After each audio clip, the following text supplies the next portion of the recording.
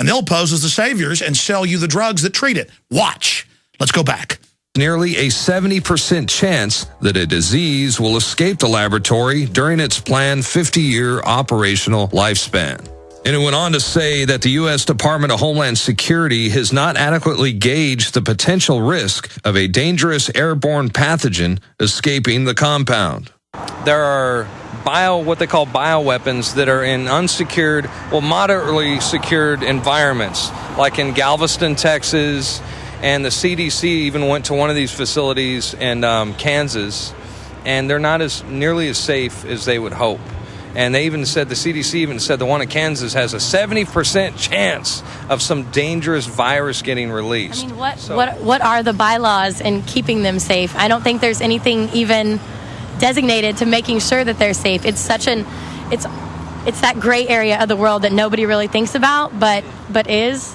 Yes. Like, so you think it's a clear and present danger that we should try to prepare for, something like that? I think everybody should always be prepared for anything. You know, it's like hope for the best, prepare for the worst. That's right. Can you imagine the awakening that's going to happen if they release those bioweapons? After we've warned people so much, God Almighty, I hope the next phases of what we've broken down don't happen. God Almighty, I hope they don't. But I know one thing, I'm sure selfish. I've sure gotten my family ready. Do you think it's wise for people that collect food and they have stockpiles of food and stuff like that just in case of emergency and have a place to go just in case something like this were to happen? I don't have anything stockpiled. I'm all about having weapons. I'm all about getting as much ammunition as you can getting it, because everybody's going to get crazy. They're going to want to get their hands on whatever sources are available: food, water, natural resources, anything to keep the normalcy of life continuing. That's why I'm out here on the streets. I want to learn some street smarts, and if shit goes down, then I want to be able to find your way around it. Yeah. Now let me tell you something. Once something like that goes down, the people in the high-rise apartments and stuff, they're not going to know what to do. It's the people with street smarts. They won't be able to survive. Just making sure that you have the resources that you need, because when the world gets chaotic, everybody loses their minds. Let me put this in layman terms.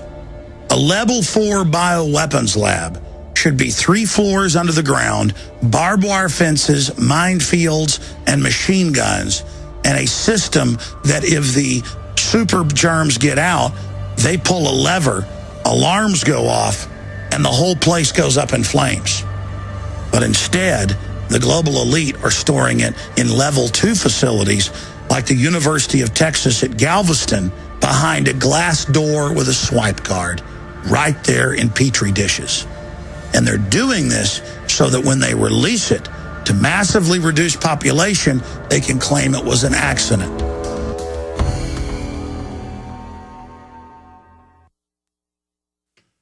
All right, there goes that report.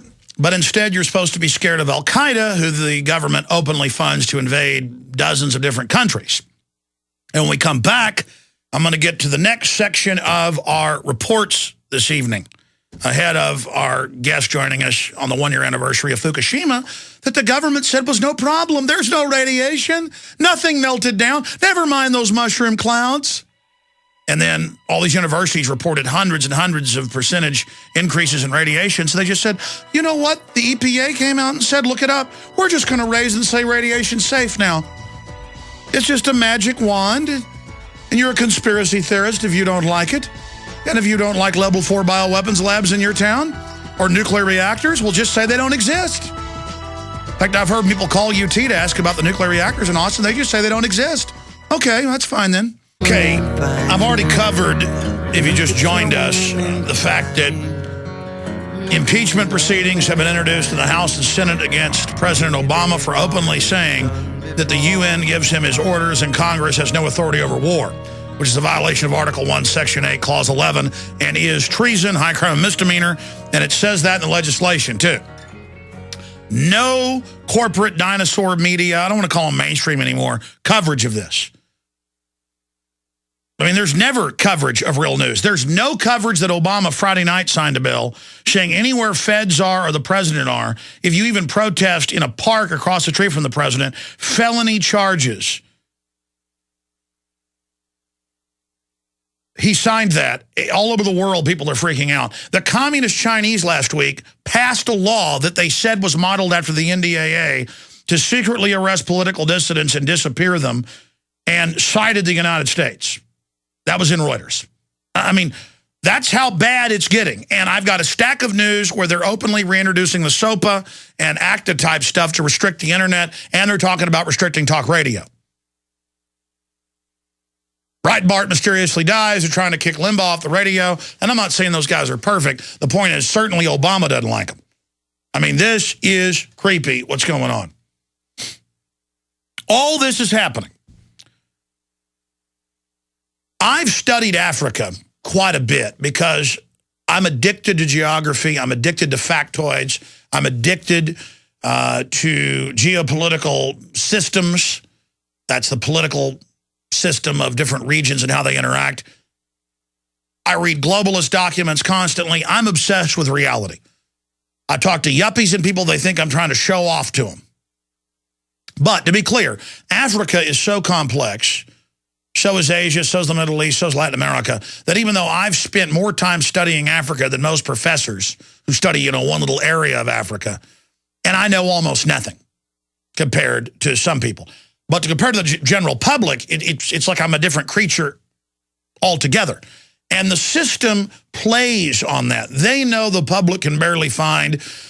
I've seen national surveys where more than half of high school seniors can't find Africa. Or even more, think that Africa is a country, not a continent. So remember, the system, the State Department, the war criminals are playing on that ignorance.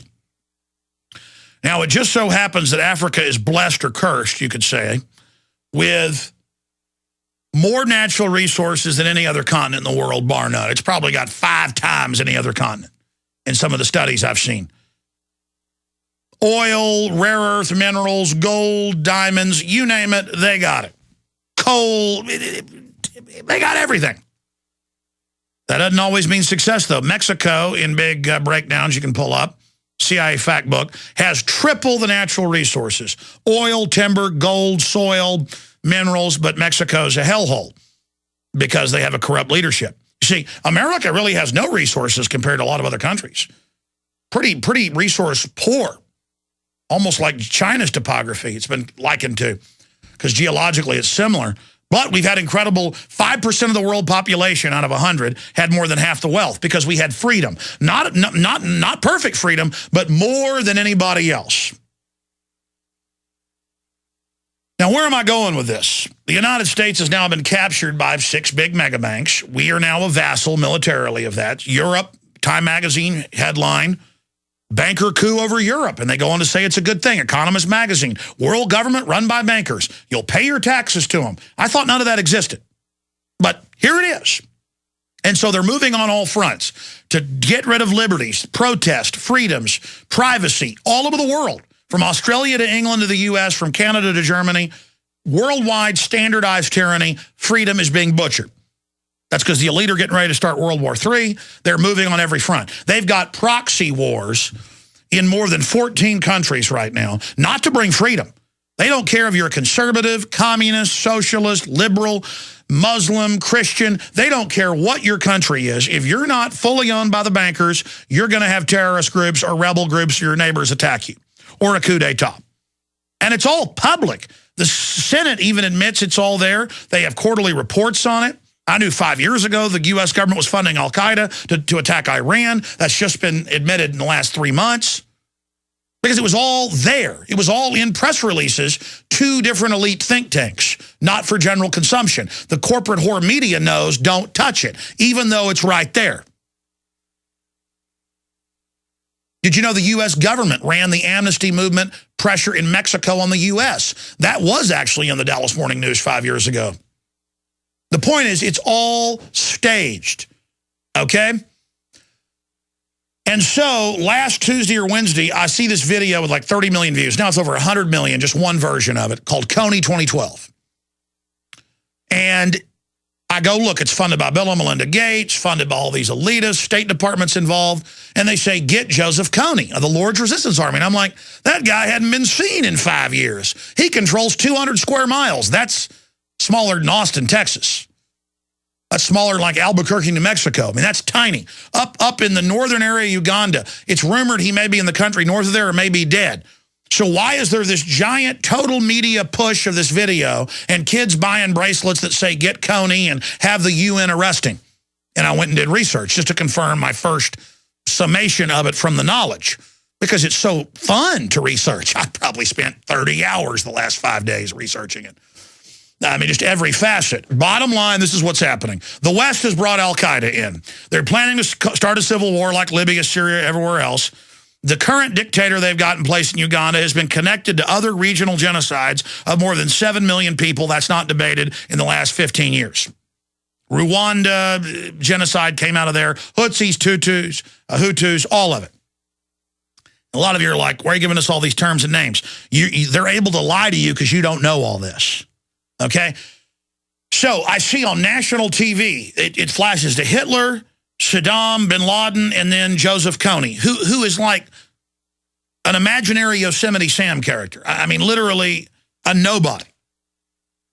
And it's all about war. So Angelina Jolie, who supported the Libya war, the Syria attacks, Iran, the police state, the Serb war, all of it, she comes out and says it's humanitarian. We've got to go get him arrested with the UN. That means military force.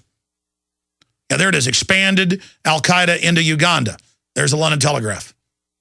And again, they bring the al-Qaeda in. That's the reason for the West to come in and get the, well, billions of barrels of oil total, 700 million just in the area Kony's people are still at, whether he's alive or not, his loyal supporters. Trillions in rare earth minerals, lithium, you name it. It's all there. Everything they need for computer chips. So it's like the Remington paintings to get us into the Spanish War in 1898, Spanish-American War.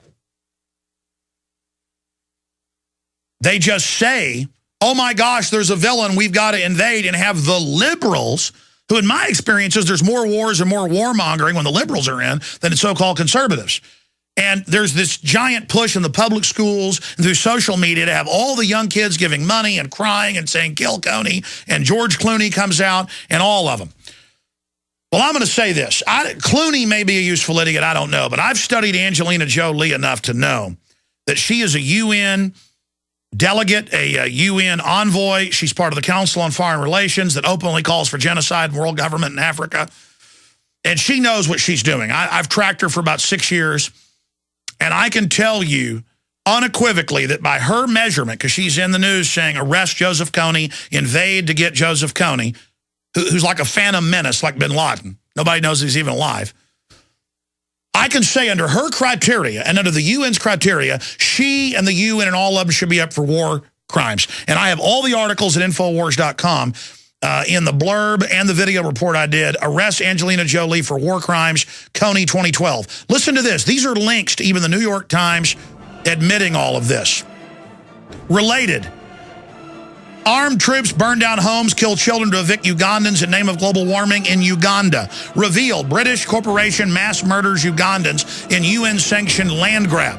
That's what's going on there. They just want to say, we're looking for Kony and have a genocide of a few million more people, which goes on all the time, while all the so-called liberals are cheering it on. It's the evil global corporations that are anti-free market, the same ones butchering our Bill of Rights and Constitution, that have us now financing a new war by the Nobel Peace Prize winner, Barack Hussein, the Kenyan Obama, to now launch more wars. They got proxy wars going on all over the planet.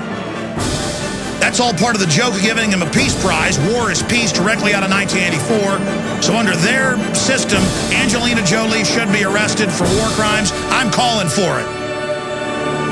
Work.